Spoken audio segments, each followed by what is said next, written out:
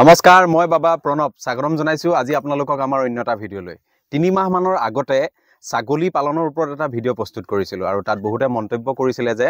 বাহিৰৰ ছাগলী পুহিলে লাভ নহয় বা অন্যান্য বহুখিনি কথা তেওঁলোকে মন্তব্যসমূহত কৈছিল আৰু তেতিয়া মই কৈছিলো যে আমাৰ স্থানীয় যিসকল ছাগলী পালক আছে তেওঁলোকেও যেহেতু ছাগলী পালন কৰি আছে আৰু সফলো হৈছে তেনেকুৱা এজন ছাগলী পালকৰ ওচৰলৈ যাম আৰু তেওঁৰ পৰা জানিবলৈ চেষ্টা কৰিম আৰু মই যেহেতু দায়বদ্ধ আপোনালোকৰ ওচৰত যে কেনেদৰে কৰিলে কি প্ৰক্ৰিয়াৰে কৰিলে ছাগলী পালকসকল লাভৱান হয় সেই কথাখিনি আপোনালোকক ভালদৰে তথ্য সহকাৰে যদি জনাবলৈ পাৰো কৃষকসকল লাভৱান হ'ব আৰু ময়ো আপোনালোকৰ ওচৰত শুদ্ধ হৈ থাকিম আৰু সেই কাৰণে আজি স্থানীয় ছাগলী পালক এজনৰ কাষলৈ আহিছো তেওঁ বিদ্যুৎ ডাঙৰীয়া নমস্কাৰ আমি আছো বৰ্তমান নগাঁও জিলাত আমি তেওঁৰ পৰা জানিবলৈ চেষ্টা কৰিম তেওঁ ছাগলী পালন কৰি কিমান সফলতা লাভ কৰিছে প্ৰথম প্ৰশ্ন আপুনি কেতিয়া এই ছাগলীখিনি আৰম্ভ কৰিছিলে এই ছাগলীখিনি প্ৰায় এতিয়া মোৰ 1.5 বছৰমান ডেৰ বছৰ আমি ফাৰ্ষ্ট ষ্টাৰ্টিং আমাৰ 12-13 জনীমান আছিলে 12-13 জনী পৰা আজি আপুনি দেখিছে মিনিমাম আমাৰ 100 প্লাছ আছে পোৱালি ছোৱালী চব মিলাই গৈ 100 প্লাছ হ'ল এতিয়ালৈকে আৰু প্ৰথম আৰু অলপ হ'ল হয় কিন্তু মেইন আপোনাৰ মানে প্ৰব্লেম এটা হ'ল আমিও প্ৰথম বেলেগ ফাৰ্মৰ নিচিনাই মানে ভাবিলোঁ যে বাহিৰৰ খৰচ আনো ডাঙৰ ওখ ডাঙৰ ছাগলী হ'ব ভাল দাম পাম এই বুলি ভাবি মোৰ বিটালৰ F1 এটা লৈ আহিলোঁ বেলেগৰ কথাত পৰি সেই বিটাটো অনাৰ কাৰণে মোৰ ফাৰ্মখন অলপ মানে থমকি ৰখা নিচিনা হ'ল গোটেই ৰিজাল্ট বেয়া হৈ গ'ল ৰিজাল্ট বেয়া হোৱাৰ পিছত পোৱালি মৰিব ল'লে বেমাৰ হ'ব ল'লে কিবা হ'ব ল'লে মানে এনেকুৱা টাইপৰ এতিয়া আমাৰ যিখিনি লোকেল ছাগলী আছে সিহঁতৰ মানে ইমান একো টেনশ্যন নাই এতিয়া পথাৰত চোৱালে সন্ধিয়া সময়ত অলপ কিবা নিমখ চিমখ দি পানী চানি দিলে বাছ ইমানেই আৰু সিহঁতৰ বৰ বেছি ইমান মানে সময়মতে পেলু ঔষধটো সময়মতে লিভাৰ ঔষধ অলপ দিলে কাম হৈ গ'ল আপোনাৰ এতিয়া এই যে কল প্ৰথম 12টাৰ পৰা আৰম্ভ কৰিছিলে তাৰপিছত আপুনি ইয়াৰ পৰা পোৱালি হৈছে আৰু কিছু আপুনি কিনিও আনিছো এতিয়া ইয়াতে যিমানখিনি আছে গোটেইখিনি স্থানীয় জাতৰ তাৰ মাজৰে আছে 2-3 জনীমান বিটালৰ F1 আছে মই এইকেইদিন বিক্ৰী কৰি দিম মানে উলিয়াই দিম ফাৰ্মৰ পৰা তেওঁলোকৰ মোৰ আশা ইচ্ছা নাই আৰু খুব সোনকালে তেওঁলোকক এবাৰ উলিয়াই দিম মানে এতিয়া ইয়াত যে ইমানখিনি যে দেখিছোঁ এতিয়া প্ৰথম প্ৰশ্নটো আহিব খোৱা বোৱাৰ কথাটো ছাগলীৰ সংখ্যা বাঢ়ি গৈ আছে 12ৰ পৰা আহি বৰ্তমান আপোনাৰ 100ৰ আশে পাশে হৈ গৈছে এতিয়া 100 হোৱাৰলৈকে খোৱা বোৱা যথেষ্ট খৰচ কৰিব এই খোৱা বোৱাৰ কথাটো নহয় জানো খোৱা বোৱা এতিয়া আপুনি এইখিনি ছাগলী কি ধুনীয়াকৈ চলি আছে এইটো কোনো প্ৰব্লেম নাই আৰু বাহিৰৰ ছাগলীটো এটা প্ৰব্লেম আছে সিহঁতৰ তলত ঘাঁহ খাবলৈ বেয়া পায় এতিয়া মোৰ ছাগলীখিনি এতিয়া দেখিছে গোটেইখিনি তললৈ মোক ঘাঁহটো খাই আছে এই বাহিৰৰ ছাগলীবিলাকৰ কি হয় সিহঁতৰ ওপৰলৈ কয় সিহঁতক মানে ওপৰ ডাল পাত কিবা কিবি মানে এই বস্তুটো কি হয় ৰাজস্থানৰ টাইপৰ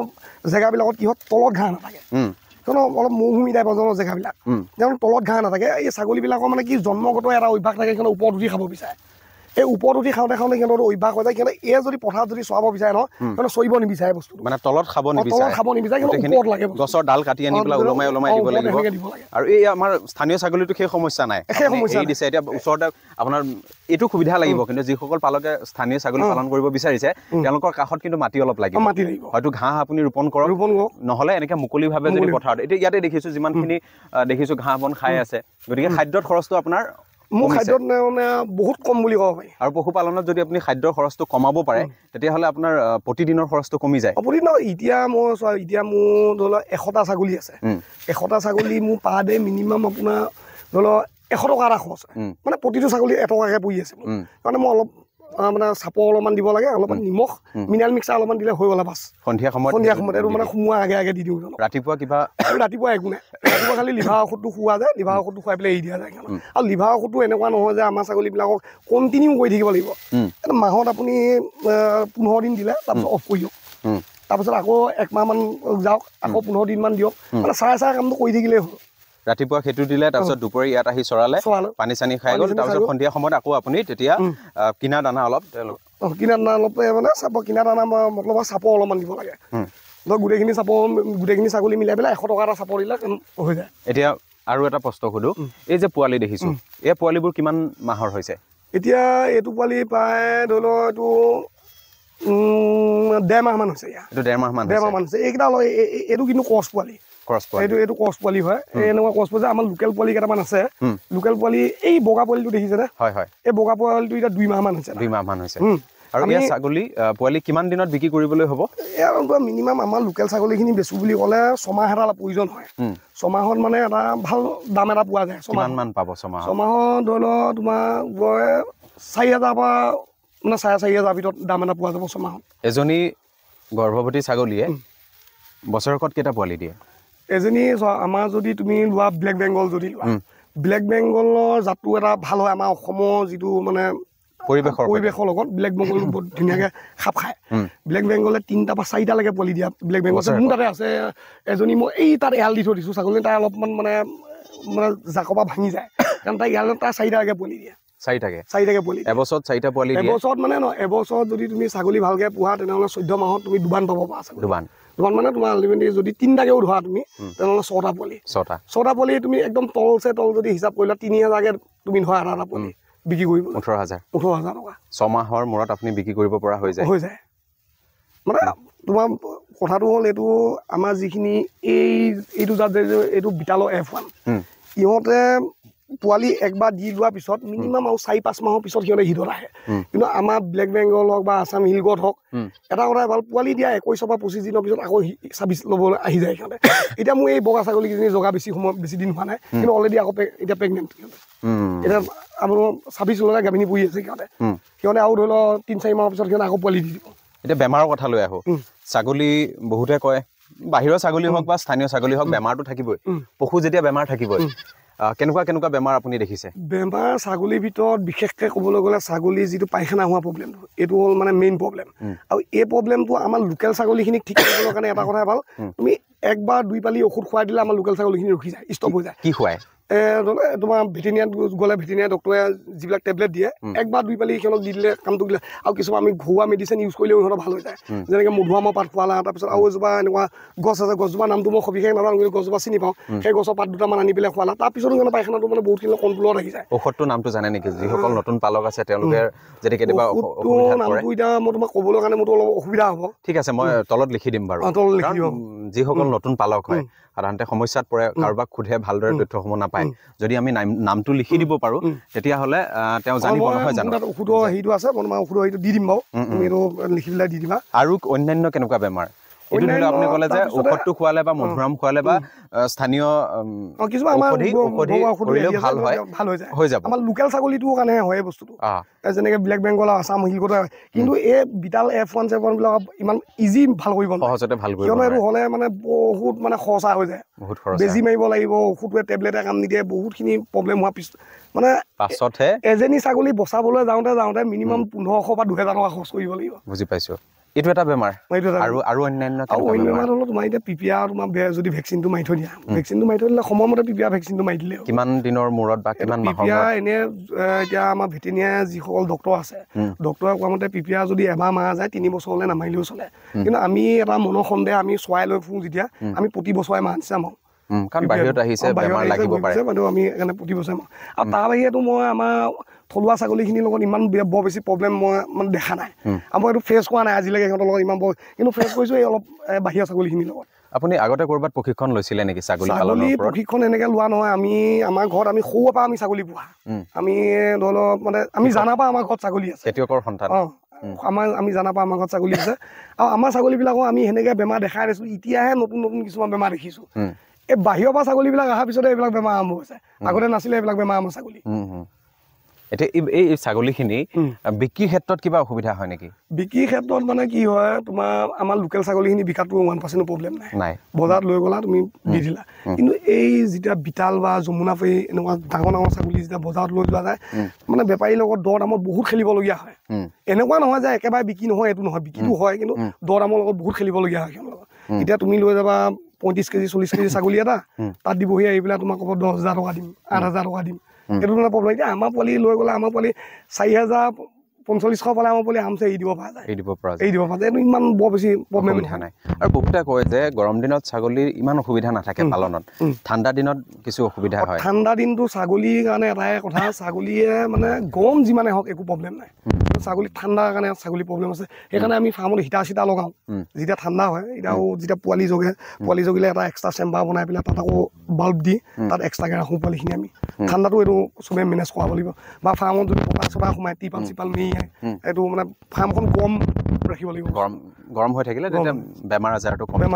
থাকে আৰু বৰ্তমান পশুপালনৰ ক্ষেত্ৰত দেখিছোঁ খৰচটো অলপ আগতেও কৈছোঁ যে আপুনি যেনেকৈ দানাৰ ক্ষেত্ৰত খৰচটো কমালে বা অন্যান্য ক্ষেত্ৰত যিমান খৰচটো কমাব পাৰে কাৰণ প্ৰতিটো বস্তুৱে দাম উঠা নমাটো থাকিবই ছাগলীৰ দাম উঠা নমা থাকিব বেমাৰ থাকিব আৰু এতিয়া দেখিছোঁ দুজন চোৱা চিতাৰ বাবে অনবৰতে লাগি আছে কাৰণ অন্যান্য দিশসমূহ আপুনি চাব লাগে গতিকে দুজন ৰাখিছে তেওঁলোককো পাৰিশ্ৰমিক এটাটো দিবই লাগিব সেইটো প্ৰথম আৰু দ্বিতীয়তে এতিয়া ছাগলী সংখ্যা বাঢ়ি গৈ আছে ক'লে যে এজনীয়ে যদি ভালকৈ হয় তেনেহ'লে দুটা বান্ধ দিব পাৰে 14 মাহত দুবাৰ আৰামছে দিব আৰু ইয়াত দেখিছোঁ মানে মাইকী ছাগলী কিমান আছে এতিয়া মোৰ তোমাৰ মাইকী ছাগলী মিনিমাম তোমাৰ 60 আছে 60 আছে আৰু বাকীখিনি পোৱালি আছে আপোনাৰ যিহেতু অভিজ্ঞতা হৈছে এজন নতুন ছাগলী পালক তেওঁ আৰম্ভ কৰিব বিচাৰিছে আপুনি কিমান পৰামৰ্শ দিব যে কিমানজনী ছাগলী বা কিমানটা ছাগলী হ'লে একেলগে সৰুকৈ আৰম্ভ কৰিব পাৰে সৰুকৈ আৰম্ভ কৰিবলৈ হ'লে মোৰ মতে এটা কথা মেইন কথা হ'ল ছাগলী 4 পৰা 5জনী ভাল আমাৰ লোকেল থলুৱা ছাগলী লওক আৰু এটা কাম কৰিব লাগে আমাৰ নতুন পালকসকলে আজিকালি এটা ভুল কৰা হৈছে মানে ইউটিউব ফেচবুক কিবা কিবি চাই পেলাই কি কয় এই ডাঙৰ 30,000 45,000 টকা দি পেলাই এডাল বিদা লৈ পেলাই গুচি আহে সেই বিদাটো অনাৰ পিছত তেওঁ ফাৰ্মখনত কি এফেক্ট পৰে তেওঁ বস্তুটো বুজি নাপায় কিয়নো তেওঁ অকল এটা ছাগলীৰ ওপৰত যদি 40-50,000 টকা যদি সোমোৱাই দিয়ে তাৰপিছত তেওঁ বাকী ছাগলী কিনিবলৈ হেৰি নহয় আৰু তাৰপিছতে কি হৈ যায় সেই ছাগলীটো অনাৰ পিছত যিখিনি বাৰু ঠিক আছে যিটো মাংসৰ কাৰণে খাহী পোৱালি হ'ল এইটো বাৰু তেওঁ বাচি গ'ল তেওঁ বজাৰত বেছি দিলে যিখিনি মাইকী পোৱালি আহি যায় মাইকী পোৱালিখিনি আপোনাৰ F1লৈ গুচি আহিব বা এইটো ক্ৰছ ব্লিডিং হৈ গ'ল ক্ৰছ ব্লিডিং সেই মাইকী পোৱালিখিনি কামত নাহে যদি বিতাল বা চিৰহী যমুনা বৰীয়া যিয়ে কওক আপুনি এটাই কথা খালি মেইন কথাটো হ'ল আপুনি প্ৰথম আমাৰ লোকেল বিদা এটা বিচাৰি লওক আমাৰ লোকেল বিদাবিলাক খুব কম দামতে পোৱা যায় 5,000 6,000 7,000 টকাত লোকেল বিদা এটা পোৱা যায় আমাৰ লোকেল বিদাও ধুনীয়া বিদা আছে এই ওখ ডাঙৰ মানে বাহিৰৰ ছাগলী হাৱা নাপায় এনেকুৱা ধুনীয়া বিদা আছে 6,000-7,000 টকা দি এটা ভাল বিদা এটা আনক লোকেল ছাগলী লওক লোকেল ছাগলী লৈ ফাৰ্মখন খুব স্পীডত গ্ৰ' কৰে কাৰণ আমাৰ লোকেল ছাগলী পোৱালি দিয়া কেপাচিটিটো বেছি হয় এতিয়া মই বাৰমাহ এতিয়া ধৰি লওক মই বিতাল বা চিঞৰি কথাটো কৈ থাকিলে কোনোবা কাৰোবাক খং দি যাব পাৰে বোলে আমি কৰি আছোঁ হয়তো আমাক কিয় বস্তুটো হেৰি কৰি আছোঁ সেনেকুৱা নহয় মানে মই কোনটো ক'ব কৈছোঁ নতুন ফাৰ্মাৰ কেইজনক জানো এটা ভুল দিশে পৰিচালিত কৰি নিদিয়ে নাই মই সেইটো কাৰণে স্পষ্ট হ'ব বিচাৰিছোঁ যদি আগৰ ভিডিঅ'টো যেতিয়া প্ৰস্তুত কৰিছিলোঁ তেতিয়া বহুতে মন্তব্য কৰিছিলে যে স্থানীয় পালকসকলৰ লগতো কথা পাতক যিয়ে লাভৱান হৈছে মই সেইকাৰণে মোৰ উদ্দেশ্যটো একদম স্পষ্ট যে সকলোৱে চাওক দুইটা দিশ চাওক কাৰণ সেই বাহিৰৰ ছাগলী আনিও কিছু লোক সফল হৈছে আৰু স্থানীয়ভাৱে কৰিও সফল হৈছে আৰু সিদ্ধান্তটো তেওঁ যুক্তিনিষ্ঠভাৱে নিজে ল'ব লাগিব যে কোনটো প্ৰচেছৰ প্ৰক্ৰিয়াত গ'লে সফল হ'ব পাৰিব বাহিৰৰ ছাগলী আনি পেলাই মই জানামতে দেই নিজে একজেক্টলি যোনে ফাৰ্ম কৰিছে সি বাহিৰৰ ছাগলী আনি মই লিখি দিব পাৰিম সি ফাৰ্ম কৰা নাই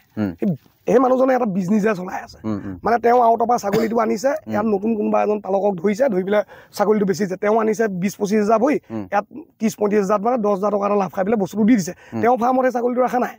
আপুনি চাব পাৰে তেওঁ যদি সদায় ইমান ডাঙৰ যদি বিদা বিক্ৰী কৰিবলগীয়া তেওঁ কিমান কেপাচিটি আছে বিতালৰ যদি পিয়ৰ বিতাল যদি তেওঁ বেচিবলগীয়া হয় তেওঁ ফাৰ্মখনত কিমান ছাগলী থাকিব লাগিব তেওঁ কিছুমান মই মানুহক দেখি আছোঁ যে এইটো প্ৰতিদিনাখনেই বেছি আছে বিতালৰ মানে পিয়ৰ